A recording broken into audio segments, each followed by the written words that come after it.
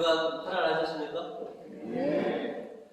오늘은 5월 첫째 주일입니다. 5월을 우리가 이제 가정의 달이라고 그러는데요. 오늘이 어린이날이고 이제 돌아오는 수요일이 어버이날이고 해서 우리 교회에서는 오늘을 가정주의로 이렇게 정해서 어린이들 좀 축하해주고 또 어버이들을 축하하는 그런 주일로 이렇게 지키고자 합니다. 변화많고 복잡한 세상 속에서 가정의 따뜻함, 가정의 소중함을 다시들 알고 모든 가족들이 가정이라는 이 사랑의 울타리 안에 머물면서 평안과 행복감을 그렇게 느끼기를 우리 간절히 소망하는 바입니다. 아멘. 그래서 오늘은 주님 안에서 머물러 있어라 라고 하는 제목으로 말씀을 나누어보자 합니다. 오늘 말씀을 통해서 저희가 먼저 기억할 것은 계명을 지켜라 라고 하는 것입니다. 오늘 사도행전에서 보시면 베드로 사도는 고르넬류 집에서 예수님에 대한 복음을 증거하였습니다. 바로 그때 그곳에 있던 사람들에게 성령께서 이렇게 임하셨습니다. 그래서 사도의 일행은 이들이 이방인이지만 이렇게 성령께서 임하셨으니 이들이 주님의 자녀가 되지 못하는 법이 어디 있겠습니까? 그래서 그곳에서 그들에게 세례를 베풀고 그들을 하여금 주님의 자녀들로 이렇게 삼으셨습니다. 이와 같이 놀라운 은혜가 일어났던 이 사건은 그 이방인들, 이 고르넬료가 베드로 사도의 일행을 자기 집에 머물도록 그렇게 초대했기 때문에, 그리고 그곳으로 부족함을 느낀 그 사람들은 사도의 일행을 더 오래도록 자신들과 머물러 달라고 그렇게 간청을 합니다. 오늘 사도행전 48절로 말씀을 그들은 베드로에게 자기들과 함께 며칠 더 머물러 달라고 간청하였다라고 이렇게 전해주고 있습니다. 이 이방인들에게 성령께서 임재하시니 놀라운 은혜는 이방인 이 고르넬료가 베드로 사도의 일행을 자기 집에 이렇게 머물도록 자기 집에 초대했기 때문에, 그래서 그 고르넬료 집에서 머물면서 복음을 증거하자 성령께서 그들 모두에게 그렇게 임하셨다라고 하는 것을 우리들에게 알려주고 있습니다. 또 오늘 복음은 예수님께서 우리가 주님 안에 머물러 있어야 된다라고 하는 사실을 다시 한번 일깨워주고 계십니다. 오늘 복음 9절로 주님께서는 이렇게 말씀을 하셨습니다. 아버지께서 나를 사랑하신 것처럼 나도 너희를 사랑해왔다. 그러니 너희는 언제나 내 사랑 안에 머물러 있어라 라고 이렇게 말씀을 하십니다. 주님 안에 머물러 있어야 주님의 은혜를 체험할 수 있고, 또 주님께 머물러 있어야 우리가 그렇게 소망하는 기적도 축복도 우리가 누릴 수 있다라고 하는 것이죠. 우리는 언제나 주님 안에 머물러 있어야 합니다. 주님과 함께 있어야 한다는 것을 우리가 잊지 말아야 하는 것이죠. 예수님께서는 우리가 항상 주님 안에 머무르는 그런 인생이 되기를 그렇게 간절히 소망하고 계십니다.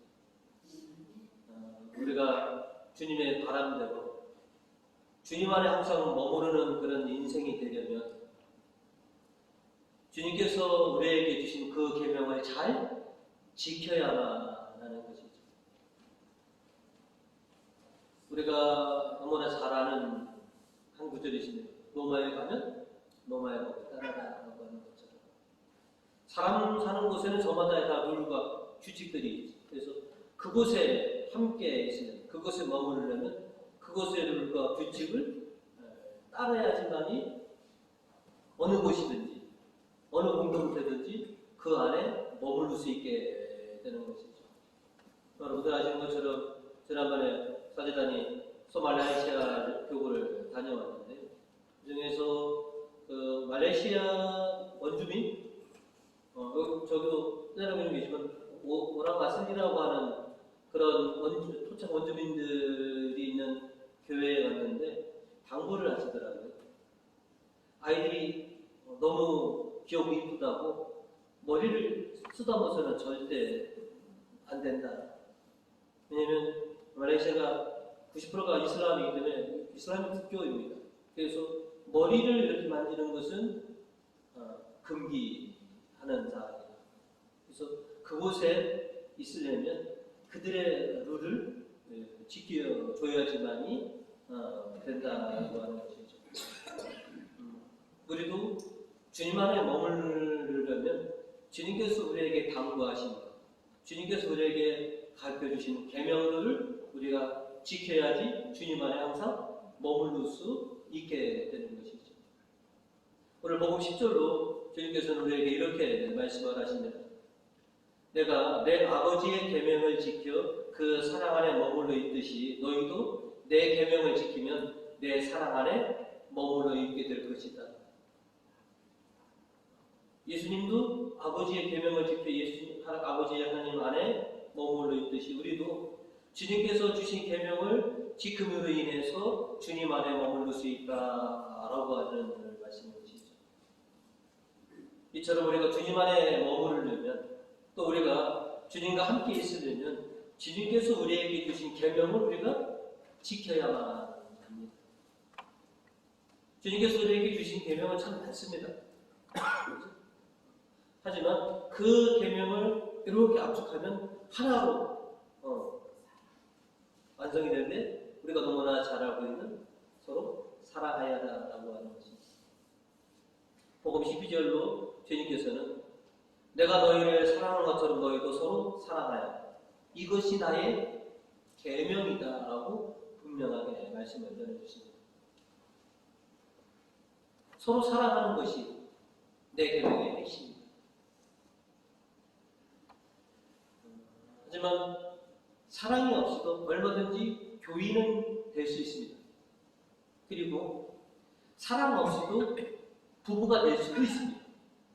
하지만 사랑이 없는 신자, 사랑이 없는 부부는 어떻게 보면 울리는, 성경에 보면 울리는 꽹과리와 같다. 무늬만 신자고 쇼윈도 부부처럼 그냥 겉으로만 부부인 것이지 사랑이 없으면 부부라도 부부가 아닌 거죠. 사랑이 없는 신자는 거짓말 신자다라고 우리들에게 그렇게 말씀을 해주고 계십니다. 요한사도는 오늘 이독서 2절과 3절로 그 사실을 다시 한번 우리에게 되짚어 주십니다. 먼저 2절의 말씀을 보시면 우리가 하나님을 사랑하고 또 하나님의 계명을 지키면 우리가 하나님의 자녀를 사랑하고 있다는 것을 알 수 있습니다. 라고 이렇게 말씀해 주셨고요.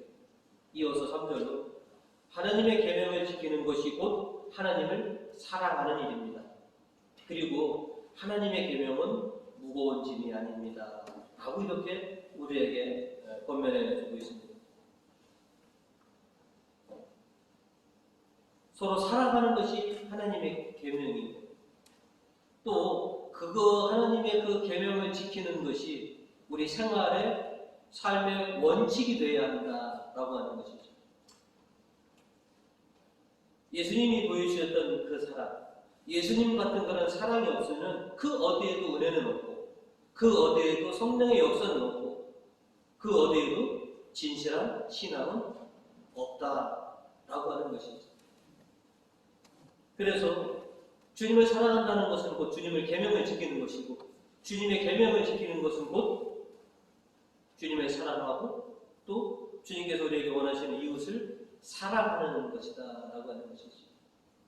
우리가 항상 주님 안에 머물러 있으면 또 주님과 함께 하려면 주님께서 우리에게 당부해 주신 이 사랑의 계명을 우리가 잘 지켜내야만 하는 것이죠. 주님께서 우리에게 바라시는 대로 서로 사랑하면서 주님의 계명을 잘 지키면서 항상 주님 안에 머무르시는 그런 우리 부모님들 되시기를 주님의 이름으로 축원드립니다. 아멘. 오늘 말씀을 통해서 두 번째로 저희가 기억해야 될 것은 믿음으로 세상을 이겨라 라고 하는 것입니다. 우리가 주님 안에 머물러 있으면 하나님의 성령께서 우리를 도와주셔서 우리로 하여금 세상에서 항상 승리하는 인생으로 그렇게 바꿔주실 것입니다. 우리가 그러면 어떻게 이 세상을 이길 것인가? 믿음으로 세상을 이겨내야 한다라고 오늘 성경은 우리들에게 가르쳐주고 계십니다. 또 우리를 이 하나님 당신의 집에 항상 머무르게 하지 않고 또 이 미사가 끝난 미사라고 하는 자체가 세상으로 내보낸다는 거잖아요. 파견한다, 파송한다. 주님께서 우리를 세상에 내보내시는 것은 우리가 이 세상에 나가서 번번이 실패하고 번번이 좌절하는 인생이 아니라 보란듯이 믿음으로 이 세상을 이겨내고 믿음으로 승리하는 아들, 딸이 되어라라고 이렇게 세상에 내보내시는 것입니다. 그래서 주님의 이름으로 파견된 우리들은 세상에 나가서 세상을 이겨내야만 하는 것이죠. 오늘 이 독서 4절과 5절은 우리들에게 이렇게 전하고 있습니다. 하나님의 자녀는 누구나 다 세상을 이겨냅니다. 그리고 세상을 이기는 승리의 길은 곧 우리의 믿음입니다. 하나님의 자녀들은 세상에 나가서 세상을 이겨내야 합니다. 그 세상을 이기는 비결은 곧 믿음이다 라고 말씀해 주십니다. 이어서 5절로 세상을 이기는 사람은 누구입니까? 예수께서 하나님의 아들이시라는 것을 믿는 사람이 아니겠습니까? 라고 요한사도는 우리에게 말하고 있습니다. 예수께서 이 땅에 오셔서 죄와 사망을 이기셨고 수많은 유혹과 시련들을 이겨내셨습니다. 그리고 이제 우리도 당신이 세상을 이기신 것처럼 우리도 죄와 사망을 이기고 수많은 시련을 이겨내는 하나님의 사람이 되어라라고 그렇게 응원해주고 계십니다. 주님께서 요한복음 16장 33절로 이런 말씀을 하신 적이 있습니다. 나는 너희가 내게서 평화를 얻게 하려고 이 말을 하는 것이다. 너희는 세상에서 고난을 당하겠지만 용기를 내라. 내가 세상을 이겼다. 내가 세상을 이겼으니 너희도 세상을 이기게 될 것이다. 내가 죄와 사망을 이겼으니 너희도 죄와 사망을 이길 것이다.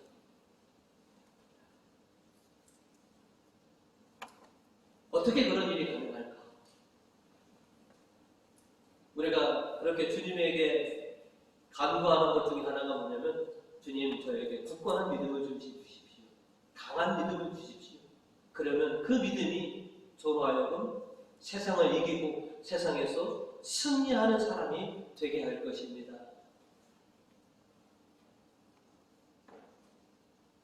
주님께서 우리들이 당신처럼 세상을 이기는 사람이 되기를 원합니다. 당신께서 승리하신 것처럼 우리도 세상에서 승리하는 당신의 아들, 딸들이 되시기를 그렇게 간절히 바라시고 계십니다. 우리가 세상을 이기려면 먼저 외부의 요인들과 싸우기 이전에 이 내면에서부터 우리가 승리를 해야 합니다. 내 안에는 아직도 옛 성품들이 그대로 남아 있습니다. 옛 사람의 흔적이 그대로 고스란히 남아 있습니다. 그래서 나와 하여금 자꾸 세속적인 사람이 되라고 자꾸 부추깁니다. 우리가 세상에서 이기려면 먼저 내 내면에서부터 승리해야 합니다. 이 옛사람을 좀 죽이고 주님의 이름으로 새롭게 태어난 이 새 사람으로서 살아갈 수 있도록 그렇게 승리해야 하는 것이죠. 자꾸 내 안에서 세속적인 이 육적인 것이 계속 일어날 때 우리의 영이 그것을 누르고 그것을 이겨내야만 합니다. 내 안에서 믿음으로 승리하지 못하는데 어떻게 외부 요인과 싸워서 우리가 승리할 수 있느냐는 것이죠. 그래서 우리가 세상에 나가서 이기고 승리하려면 내면에서부터 믿음으로 승리해야 합니다. 믿음으로 모든 것을 이겨내야지만이 그래야지 외부에 있는 환경들과 요인들과 싸워서 승리하고 이겨낼 수 있습니다. 그래서 세상에 나가서 승리하시는 교우님이 되시는데 내면에서부터 승리하시기 바랍니다. 아멘. 저도 끊임없이 정석이하고 크리스핀하고 계속 싸웁니다. 어떤 때는 정석이가 이기고요. 어떤 때는 크리스핀이 이기고요. 이 비율을 항상 크리스핀이 이겨서 나와요. 주님께서 원하시는 그런 삶을 살아갈 수 있도록 해야 한다는 것이죠. 아멘. 우리가 믿음으로 이 세상을 이기고 승리할 때 비로소 우리는 주님께서 우리를 통해서 바라시는 그런 귀한 열매를 맺어갈 수 있습니다. 우리가 세상에서 승리한다, 세상을 이긴다라고 하는 것은 우리가 주님께서 원하시는 귀한 거룩의 열매들, 오늘 성경의 표현은 썩지 않을 그 열매들을 우리가 맺어가야 된다라고 하는 것이죠. 오늘 복음 16절로 주님께서는 우리에게 이렇게 말씀하셨습니다. 너희가 나를 택한 것이 아니라 내가 너희를 택하여 내세운 것이다. 그러니 너희는 세상에 나가 언제까지나 썩지 않은 열매를 맺어라. 그러면 아버지께서는 너희가 내 이름으로 구하는 것을 다 들어주실 것이다. 썩지 않는 열매를 맺으면 아버지께서 내 이름으로 구하는 모든 것을 들어주실 것이다 라고 하는 것이죠. 그리고 우리가 지금껏 우리들도 이 썩지 않는 열매를 맺으려고 지금 많이 노력하고 있고 또 결실을 맺어가고 있습니다. 하지만 주님께서 말하시는 대로 우리가 썩지 않는 열매보다는 아직도 썩어 없어질 열매들을 더 많이 맺고 살아가는지도 모릅니다. 요한복음 6장 27절로 주님께서 우리에게 이렇게 얘기하셨습니다. 썩어 없어질 양식을 얻으려고 힘쓰지 말고 영원히 살게 하며 없어지지 않을 양식을 얻도록 힘써라. 이 양식은 사람의 아들이 너희에게 주려는 것이다 라고 이렇게 말씀하셨습니다.